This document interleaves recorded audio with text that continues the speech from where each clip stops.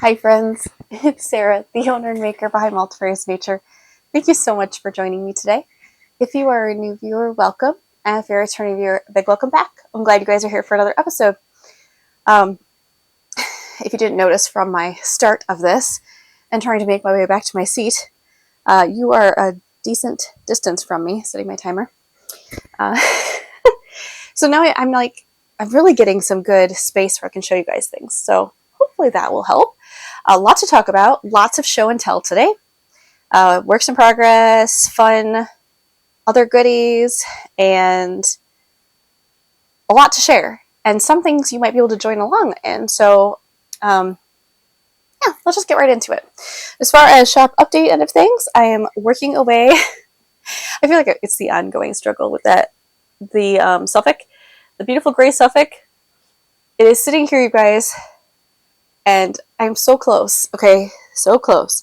So really funny story. I'm going to start picking this. I don't want to do that. Really funny story about this. So I usually leave some lanolin in my fleeces that I wash. And I was working with it, and there was just too much lanolin. It bothered me to have to say that, but I did rewash it. So I did wash that fleece again. And wow, night and day working with it, opening it up and getting the dirt out of it and the debris so much faster than when it had all the lanolin. Go figure. So, all right, there is something to removing some lanolin when there's a fleece with a significant amount of lanolin. Like I feel like merino, if you don't remove that a significant amount of that lanolin, it's just going to hold on to that debris, and that's what I was finding. So, interesting. Anyway. Yeah, so that's what I've been working on for shop update end of things. So that will be coming in the semi future here. Make sure you're a newsletter subscriber.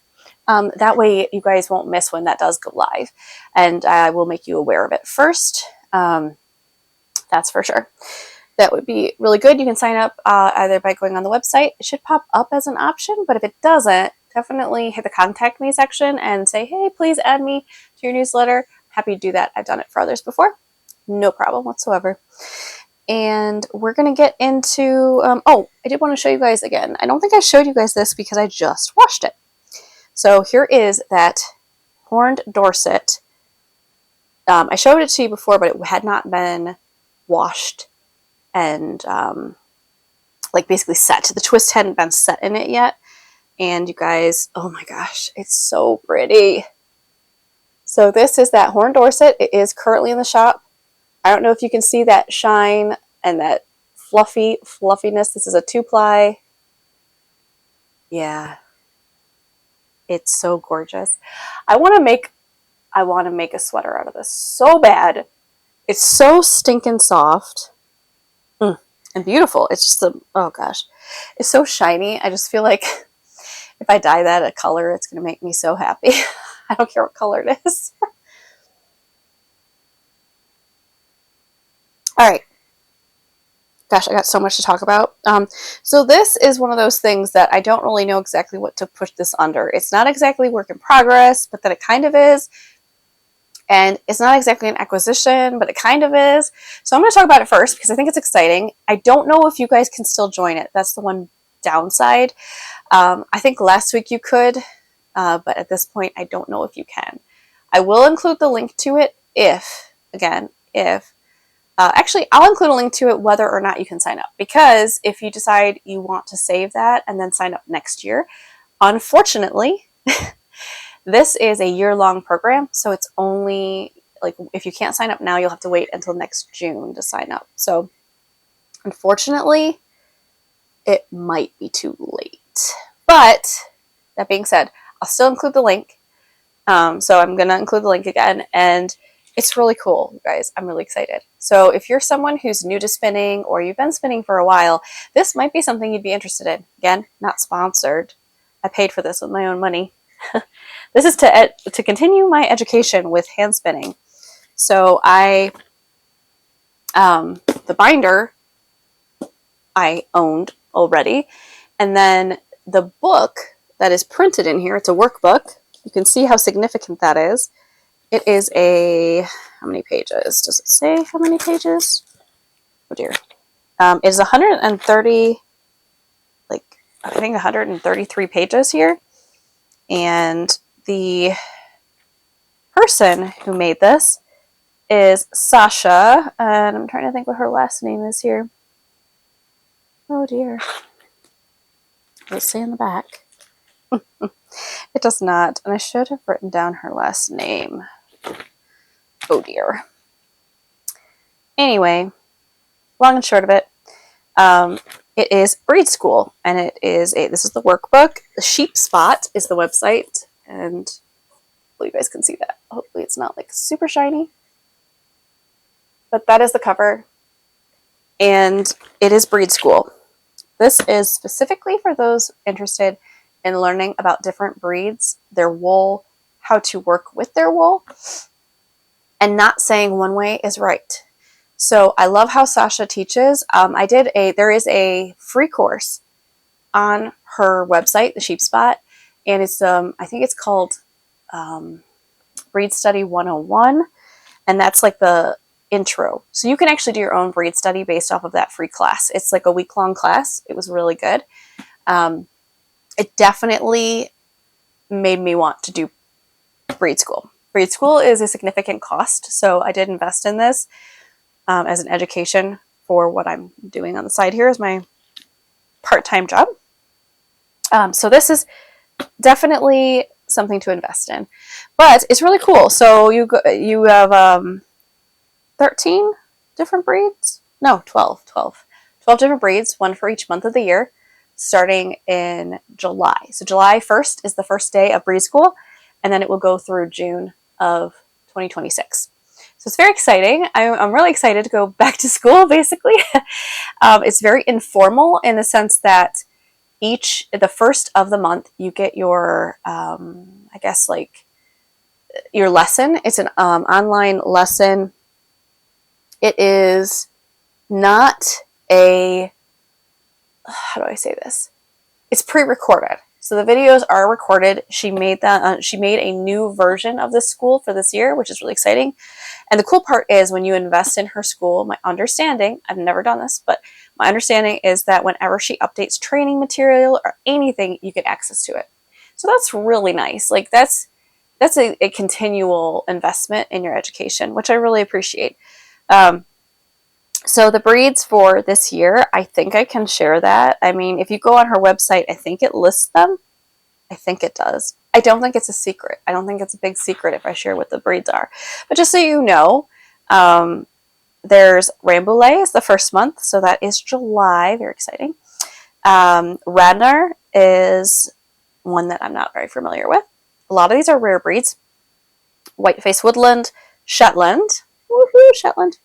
Teeswater, then Black Welsh Mountain, Manx Lupton, Wensleydale, Lonk, Dorset Horn, very exciting, Lincoln, and Cormo, last but certainly not least, in June, Cormo.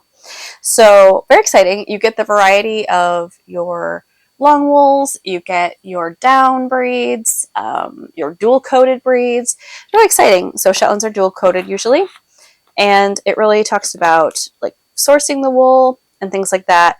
And there are there's a handout about types of wool and things like that, and that is included in the 101 crash course of breeds study. So I definitely recommend trying that out because that's free, and if you like it, then continue. If you don't, whatever. But anyway, so that being said, I needed samples to sample, and you can get an amazing deal. So again, I invested in this myself.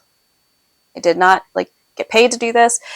So for breed school, you need samples of each breed. You can totally get raw wool.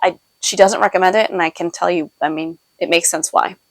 So you're supposed to do sampling of that breed, and you go through different styles of sampling and all of that. You don't want to have to wash a fleece and wait for that to dry and then do all that sampling. You only have a month to do it. Now, granted, you could totally only do a couple of these and not do the whole thing. For me, I want to do the crash course. I want to learn all of this in 1 year. And My goal would be to spin it all in 1 year, but we'll see about that because it's a lot of spinning, and you'll see in a moment. So this was expensive. I don't want to, again, like this whole thing was an investment, but this is an investment in learning for me. And I think that your education should not be something that you're not willing to invest in if it's something you're passionate about and you want to learn about. So each of those breeds comes with a 250, not comes with, if you buy it. So I went through the woolery. There's one also for overseas, but I purchased from the one in the US because, well, I wasn't sure with taxes and, you know, tariffs and all that. I didn't know exactly what it would actually cost to get it over from the UK. So I was like, let's just order from the US. It makes sense. So I ordered from the woolery. I have ordered from them before, but I've ordered like tools from them. I don't think I've ever ordered wool from them. But they have a kit specifically for the breed school, which is amazing because it's all what you need. It's 250 grams of each breed. That's a lot of wool. If you're someone who buys braids, like braids for spinning, you'll know most of the time they're about 4 ounces, so about 100 grams of wool. 250 grams of wool, that's like 2.5 skeins of wool. So when I do that math in my head, I'm like, wow. And when you actually add up the cost that this is, it's an amazing price. She got an amazing deal because, I don't know, she worked something out with them. So I've got my little woolery sticker here that came with it. But these are the fibers. So just to show you like what they look like. So we've got like tea swatter. This is the size of the bag. Here's my head. It's 250 grams. And yes, it's really cool. So there you have it. So that's what that looks like. One of the breeds, I think it's Lonk, one I'm not familiar with. Oh yeah, here it is. It's a monster bag. Your eyes aren't deceiving you. This is double the size. This is a 500 gram Lonk. I've never worked with Lonk. I know nothing about Lonk. It's probably in my breed and study source book. But yeah, there you go. So that is Lonk, and it's 500 grams. So that's like 500 grams. It's like 5 skeins of yarn. That's a lot of wool. I could make a whole sweater with Lonk. And now I kind of want to pet it and see if I like the way it feels. Guys, I like the way it feels. I could make a sweater out of Lonk. Anyway, most of the colors are cream because many sheep are cream colored. Now, they do have a little bit of gray. This is probably more of a gray because it has a little bit of black in there. But there are a few that are brown, like Manx Lupton. I think that is considered a brown sheep. It's kind of, that's their like default color. And then just to give you a glimpse, half of these just fell out, but I have this massive basket full of all this wool that I'm somehow expecting myself to be able to spin. Yeah, that's not, well, I'm not going to say never, but maybe it'll happen this year. Otherwise, I'll just have fun for 2 years in a row or whatever, but I'm excited about it. So I've got that's for breed school. That was an investment. Very exciting. I promise I will talk about knitting here in a moment. I just really wanted to let you guys know that. And that kind of segues into something else that I'm going to be doing, which is the Tour de Fleece this year. I am doing Tour de Fleece, and I'm doing that for many reasons. One, I have a really decent little stash of fiber here, and I'd really like to spin some of it. And I have a hard time giving myself permission to do that. I've been getting better, but I have a hard time. So I figured if I could spend like 15 minutes a day, I'd like to do that. And so I actually, if you're not familiar with Tour de Fleece, it was relatively new to me. I learned about it I think last year I learned about it. And I thought it was a lot of fun, and I thought it would be fun to do, but I didn't really do a lot of spinning yet. And so I just kind of, I think I already learned about it 2 years ago. Whatever.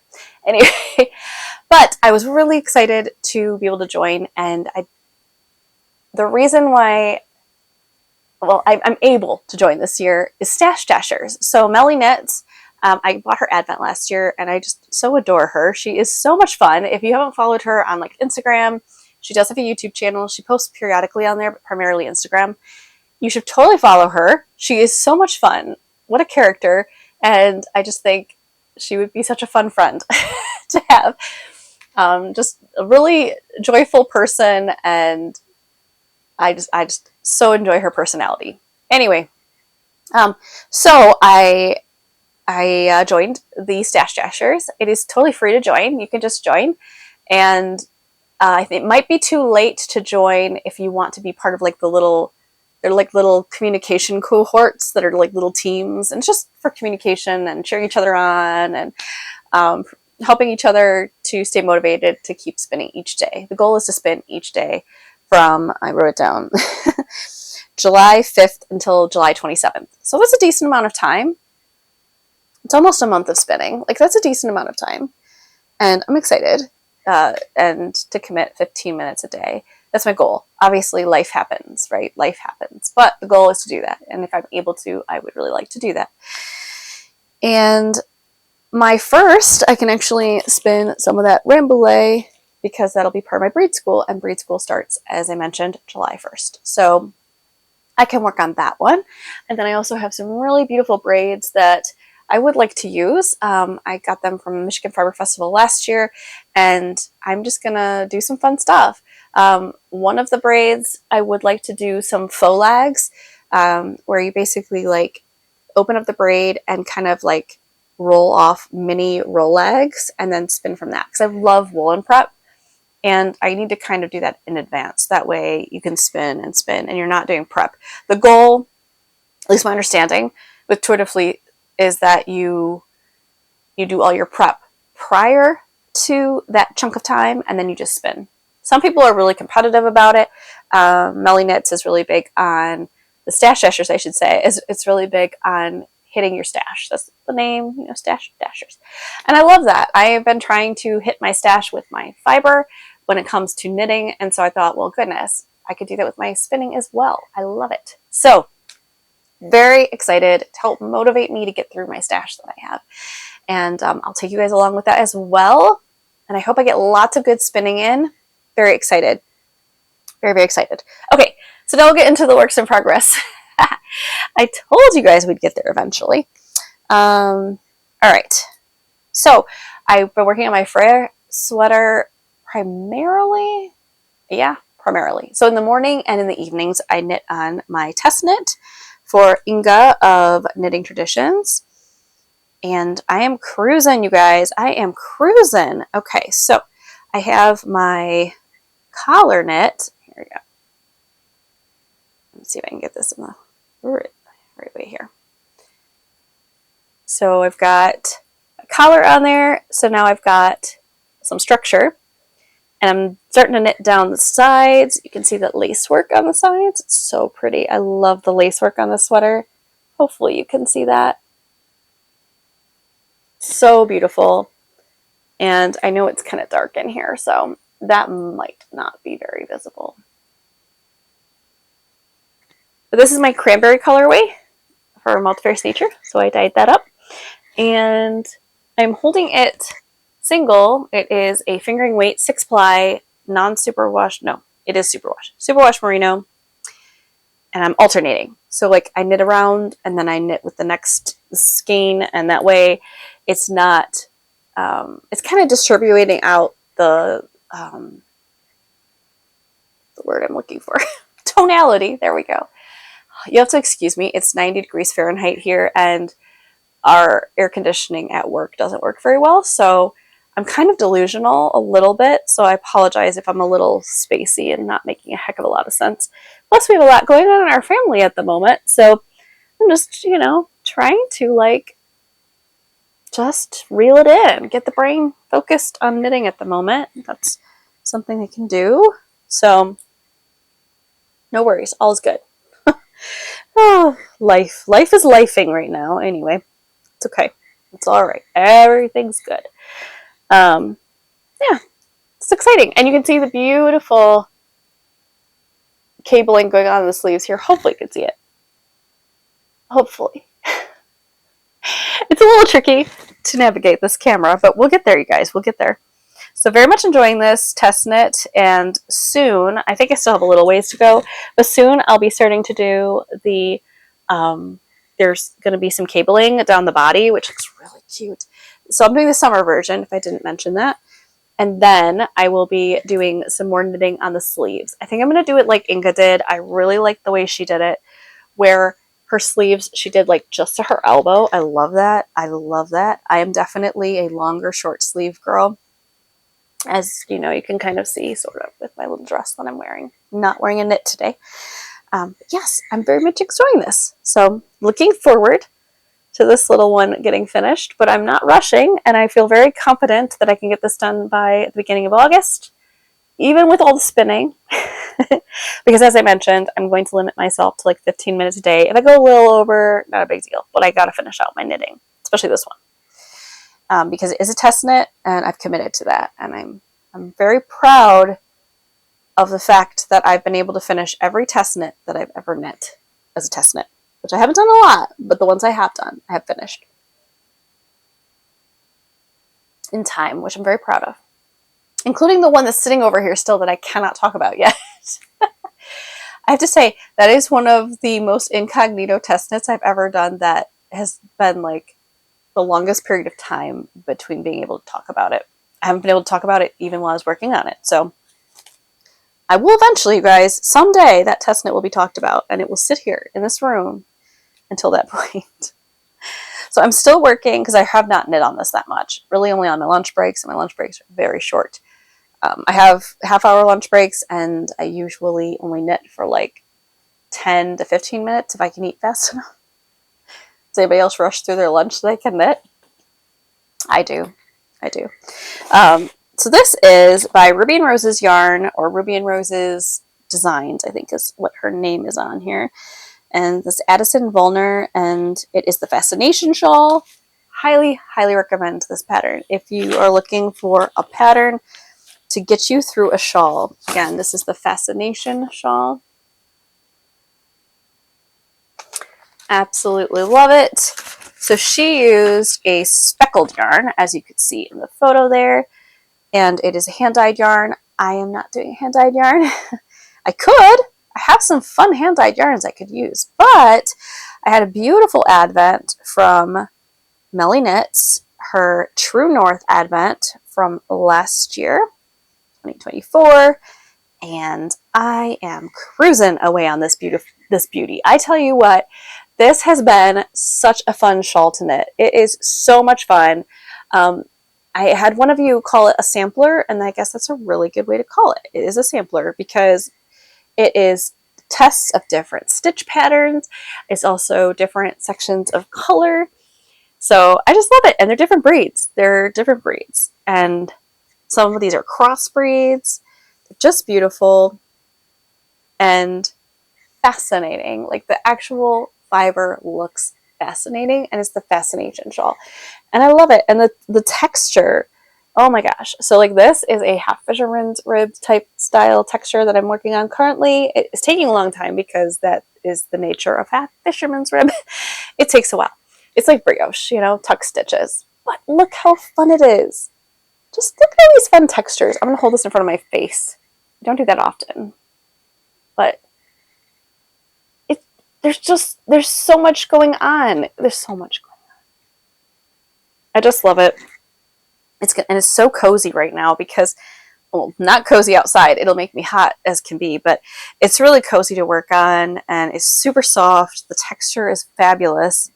I love knitting with hand spun. I've enjoyed it in the past, but I enjoy it more and more the more I do it. The whole process of, especially if you can wash the fleece. So these were already washed. These are already prepped. These minis, and you just spin them directly. You open each one each day during 13 days of Advent. There were 13 different ones, and then you spin on them, and it was so much fun. I would love to do that again, which is, yes, very exciting. Like I mentioned in the last video, I am working on something. I really hope I can get it to work out. But I do have something in the works that is basically going to be a type of Advent for spinning, and it's going to be with wool that is processed, and it'll be really fun. So I'm excited about that. That is in the works. I just really hope I can get it all to line up. I've got a few more things I need to lock down, but I'm almost there and very excited about it. So yeah, I hope you guys enjoy it. And I hope you guys try it. Not many people, there's a few, but she's a relatively new designer. So she primarily hand dyes yarn, Ruby and Rose's yarn. But you definitely should check out her patterns. And she has a few that are very beautiful. And this one in particular, the Fascination Shawl, did fascinate me. I've been curious about it for a while, and I did purchase it like a year or two ago. And I finally have been able to cast it on, which I'm really excited that I did that, because I think it was the perfect pattern for this yarn. Oh, I'm going to have to wrap things up. I'm getting down to the wire. So I hope you guys are doing well. I hope you are healthy. I hope you are making. I'd love to hear what you're up to. And yeah, I don't know like how things are in your neck of the woods. It is unbelievably hot here at the moment. And I know people complain if it's cold, complain if it's hot. It's just really hard on our animals. Our animals do really pretty well with the cold.